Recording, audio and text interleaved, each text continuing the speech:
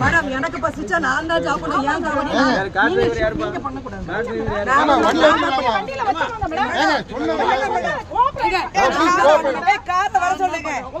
எல்லாம் வல்ல தமிழ்நாட்டை காக்க ஒவ்வொருத்தரும் இந்துக்கள் பாடுபட வேண்டும். பாருங்க, சுடுற வெயில்ல தனியா நடந்து கூட போக விட மாட்டேங்காங்க. தைப்பூசத்துக்கு நடந்து கூட போக மாட்டேங்காங்க. நான் கட்சி சார்பா வரலைங்க, பாருங்க தன்னந்தனியா வந்திருக்கிறேன். நான் தனியா வந்திருக்கிறேன்.